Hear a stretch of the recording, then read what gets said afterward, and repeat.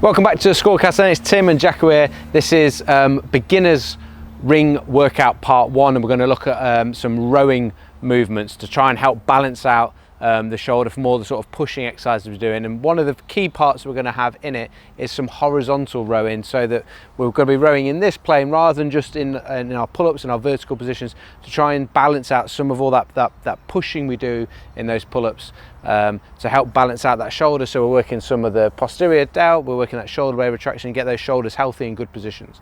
One thing I love about the rings, guys, is we can literally take them anywhere. If you've got something to hang them from, you're good to go. You've got a full body workout for what, 15-20 quid these will cost.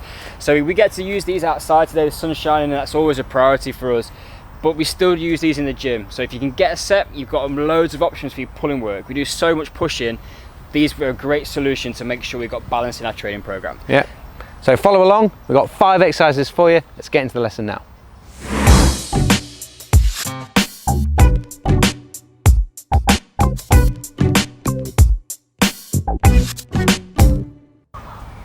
Okay, so the first exercise is going to be a bodyweight row.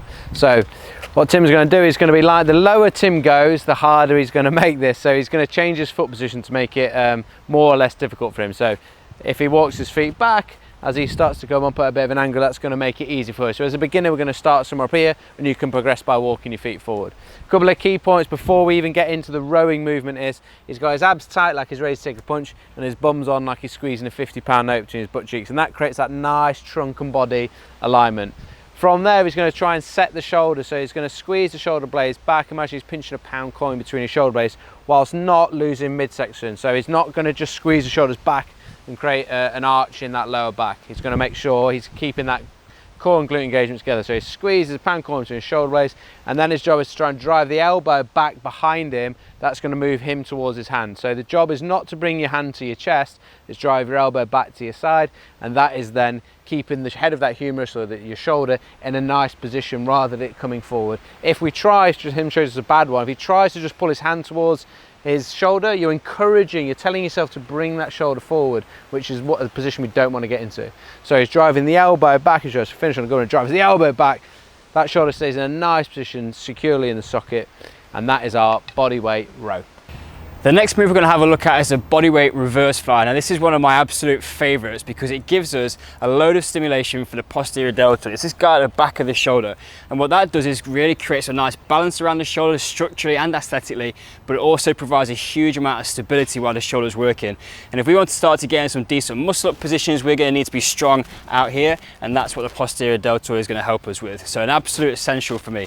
Really easy to set up. We're going to have the feet a little bit further back than what we did on the bodyweight rows because we're working in a biomechanically more difficult position. So Jacko comes back, his same principle as tight front and back.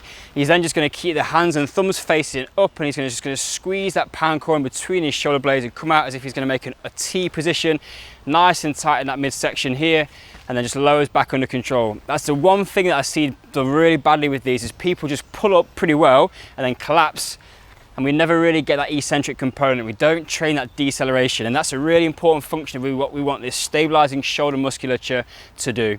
Nice and easy, drop them back in, great exercise, get them in your program. Next up, we start to bring those 2 exercises together in what we call an archer bodyweight row, or an archer row, using the ring. So Tim's going to all the same cue, so shoulders are engaged at the back, squeezing the pound coin, core and bums on to keep that alignment. And then one side is going to row with, and the other side is going to take out into that sort of reverse fly position. What's really important here is that we're active on both sides. So it's not just working on the one side where you're driving back with, both sides are pulling, you're combining those 2 exercises together and making sure, just like on the reverse fly, we're controlling on the way down, we're keeping good position of the shoulder throughout, and the whole time he's keeping that nice body alignment, starting to build up a little bit of coordination between arms doing different things, which is going to help us for some of our other calisthenics progressions, particularly in like our human flags.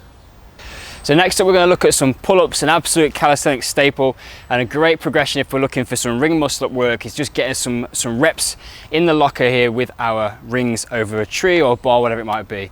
So the setup's pretty simple. Jacko's just going to grab the rings in a normal grip. As he then starts to pull through, he's just going to make sure he's staying strong in the middle, and he's screwing those hands in so he makes a neutral grip position at the top. He then comes back out, pulls back through, again holding tight in this midsection, getting full range, a nice little contraction at the top, and then just lowers back through. Real simple move, massively effective, and we can just put some sets and reps of those together. So if you're still working towards your first pull-up, we've got a video which you can check out with a load of different ways that you can start to build that up. But one simple way we're just going to show you with the rings now is if you're working outdoors like this and you want to start to get some work in, you haven't got bands or anything with you, all you're going to do is just jump from the bottom position up to the top, try and catch it, and then just perform an eccentric portion of the movement. So you're just going to lower through, just training that deceleration. That's going to build some more global strength in the muscle, and that's going to help you then to start to work towards the actual pulling through the full movement as well. On those, just really important that we're making sure we're getting tension on the way down, not just free falling, so I'm not jumping to the top, getting to here, and then falling down. And it could even tag some of those onto the end of you. You might do 6 pull-ups, then you might chuck on 4 eccentrics to make up your 10 if that's the sort of rep ranges you're trying to hit. Perfect. Okay, then the final exercise is a little bit like that progression with the archer row, but it's going to be in the pull-up position. So it's a nice little progression for those that want to eventually get on to any single arm pull-up type of work. So Tim's going to do the exact same thing as in the pull-up.